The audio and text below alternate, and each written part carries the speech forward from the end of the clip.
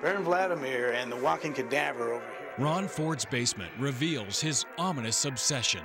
I love monsters. It all began while growing up in Bremerton, Washington during the 1960s. Ron was thrilled with the creature features playing on television.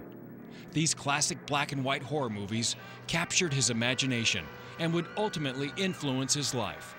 Today at 47, he's a proud member of the monster boomer generation. There's a legion of us about my age. Like a lot of kids that grew up in that era, I was obsessed with these monsters, and you know, that's always stuck with me. Now that I'm middle-aged, of course, I'm having midlife crisis and trying to recapture my youth, so I just keep going back to those old horror films, and it's just a big nostalgic kick for me. They were fun. You know, the best of them still hold up as really, you know, strong movies. I could watch Bride of Frankenstein any day. It started my love of films, and as I got older, I, you know, started being interested in other types of films too. I'm a real kind of a scholar of classic American cinema. I love all kinds of movies. Ron also loves movie collectibles. His shadowy inner sanctum is filled with the horror film heroes of his youth, along with some spine-tingling surprises. I'm not an obsessive collector like a lot of people, but over the years I've collected a few things that are resonant for me. I especially like the creature from Black Lagoon. It's my favorite of the monsters. When I was a kid, I was amazed with that creature suit, that it seemed like such a realistic design compared to the other monsters of that time. So I have a pretty extensive collection of creature stuff. Ron always knew he wanted to work in the horror film industry, so he attended Washington's Olympic College and received a degree in drama. It was here that he also met his wife, Paula. Then he was off to California to chase his dream. Ron spent years writing screenplays and learning the fine art of movie making. First ambitions I remember having is wanting to be a makeup artist, do horror makeup. And then as I got older, I got more interested in being behind the screen. I wanted to be a writer.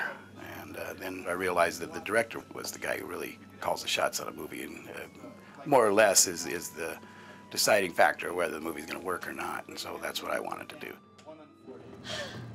In 1996, Ron directed his first feature, a sci-fi thriller titled Alien Force. And then after that, I sort of had a reputation for being able to deliver sellable horror films for very little money and very fast. And that's the niche I've been stuck in ever since. A lot of times I go for humor. I figure these low budgets, you're not really going to scare people, so make it entertaining and make it fun. Well, if you have a warrant, Mr. Scary Bad Cop. There's a curse on our village. The curse of Frankenstein.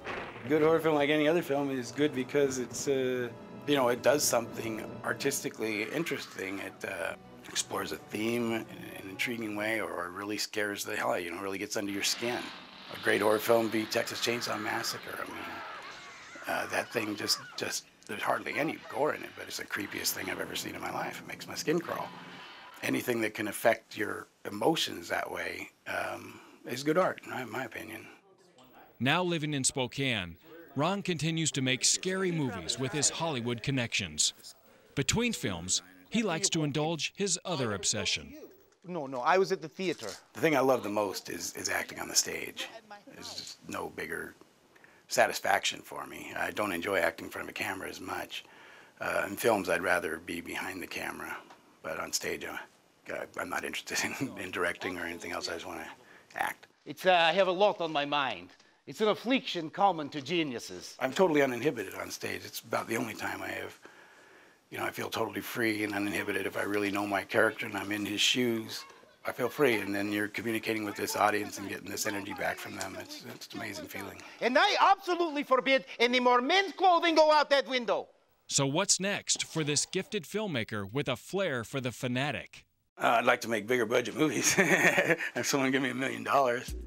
What I would love is to, you know, have the resources to take the time to really make a great film instead of always making them on the run. We've done some pretty nice work, you know, considering the budgets and the time frame we have to make them in. But it would be nice to really explore some themes and make a bigger budget movie and take the time with it. Look for Ron Ford to leave something spooktacular for the next generation of monster maniacs.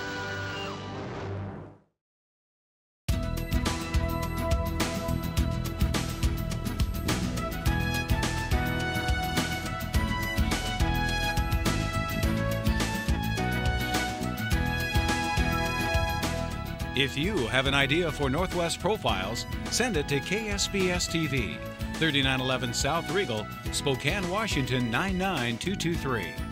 Northwest Profiles is a presentation of KSPS Public Television.